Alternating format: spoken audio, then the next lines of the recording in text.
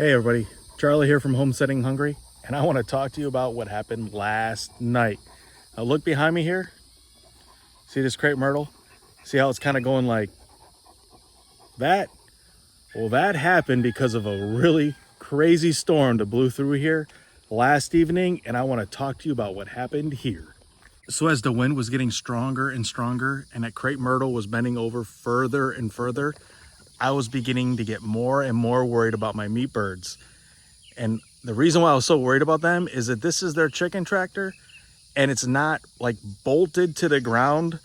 It's not steadfast like everything else here in a property. It has the potential of getting blown around by the wind. And I never really planned for a windstorm as bad as we had last night. And with this tarp on here, I was like, gosh, it's gonna get picked up like it's a kite. And I'm watching it out the back window. The lightning was striking all over, so it was lightening up all around us. And I kept watching to see if this thing was gonna make it, and it never moved. I got so lucky. So right as the storm passed, I walked out here and all my meat birds were doing great. So right after I checked on the meat birds, I felt that I had to go check our pasture, because our pasture is electric fence and it's lined almost roughly about halfway around with pine trees. And with the wind blowing, I was afraid that it was a possibility that a pine tree was blown down in on top of the electric fence, and therefore the cows would have the opportunity to get on the other side of the fence. So I hopped in my tractor because I had a cab, and I felt I had to do that for safety just in case the storm was still coming through. And I drove the entire perimeter of my pasture. And after I drove the perimeter of our pasture, I realized that the fence was fine. I parked the tractor and I went back into the house. So me and Lisa are sitting in the house. It's nice and calm. The storm had passed. Everything was all good. I felt that everything was great on our homestead. Didn't have to worry about acting on anything. No emergencies. And then all of a sudden, flicker, flicker, flicker, flicker, flicker. And then every light in the house went out. We completely lost power. And I was like, we'll be good.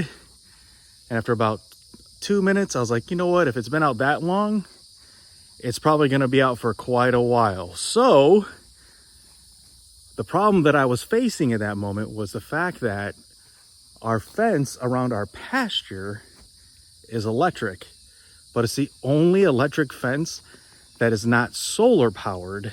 It is powered from electricity from our house. So I'm like, what do I need to do? Do I need to go out there and get the cows? Is it going to be long? It's after dark. They should be laying down, but the storm just went through. I was confused on exactly what I should do. So I was like, you know what? I'm just going to grab the generator real quick. I'm going to unplug it. I'll plug the power supply for the fence into the generator. No problem. So I get the generator. I run it over to our porch.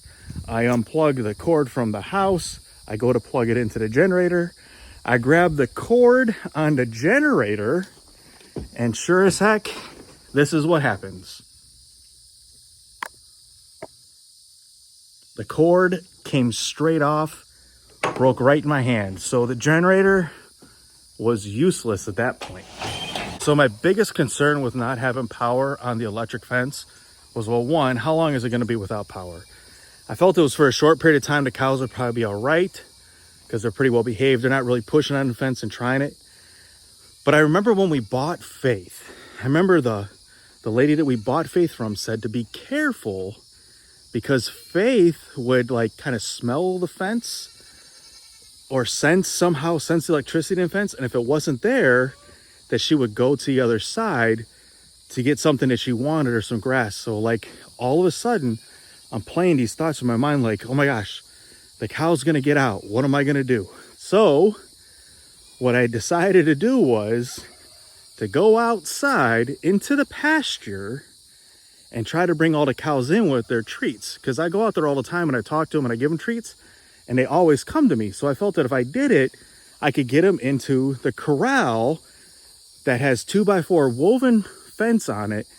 And it's also got electric to it that is powered by solar, not electric from the house.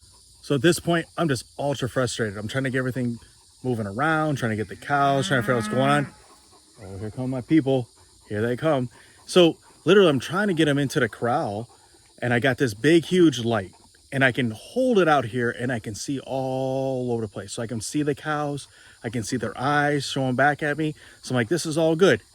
And as I'm starting to round the cows up, and they're coming close to me, just like how these are right now, all of a sudden, my light went out. So when my light went out, I resorted to grabbing my cell phone so I could see enough so I could get back at least to see what a corral was, so I could close the gate so I could get the cows in. So I'm getting all the cows in there, and some of them are like extremely compliant. They're going right where I'm asking them to go. Everything's working out, especially these two right here. These two right here, these are our two little Angus heifers. They went right in there. Along with, oh, here comes Hallie. Hallie went right in. Faith went right in. Oh, there's Dexter. He was awesome. He went right on in there. Didn't have any problems, but I got two cows that are on kind of like the naughty list right now. So that one right there, Bella, and her little calf heifer right there. And the two of them, they were struggling to get in there. They were staying outside of the fence or outside the gate for me to get them in. And I was having a hard time luring them in with treats. Come on, Faith. It's okay. Oh, Dexter, you want a treat? There you go, buddy. There you go. Come on, Faith. You want a treat, Faith? Here you go. Come on, Faith. No, this is for Faith. This is for Faith. There you go, Faith. All right. See? Faith is super good. Oh, you like that, Faith? Here you go. Have another one. Oh, you're so good. Oh, look at that face. How could you not love that? Such a beautiful, beautiful girl. Oh, Dexter, you want another treat? So you guys were so good for me last night. Thank you so much. I appreciate it. Here we go. Look at that girl. Here you go. Just because you gave me that sad cow face. Here you go, Hallie. I don't want you to feel left out. Come on, get your treat. Here you go, Hallie. Oh, look at that. Good girl, Hallie. So to close this out, basically what happened last night is our power went out for approximately 4 hours, we think. It came back on sometime in the night while we were sleeping, but looking at the clock on the microwave, I figured it was out for probably about 4 hours. I'm really thankful that I had the ability to put these cows somewhere where they'd be safe, in an area where I knew that they couldn't escape or get out, or they could hurt themselves. So I'm glad that I have options here. And so one of the things that I want to purchase in the very near future is a solar charger for the big pasture. So I don't have to worry about doing this again. So I know for a fact that even if we have a power outage at our home, we will still have power to the charger out here, which will keep our animals safe out in the pasture. So I don't have to do what I did last night. So if you're using a solar fence charger on your property and you really like it, let me know in the comments below so I can do my research to make sure I get a really good one to keep my cows safe here on our homestead.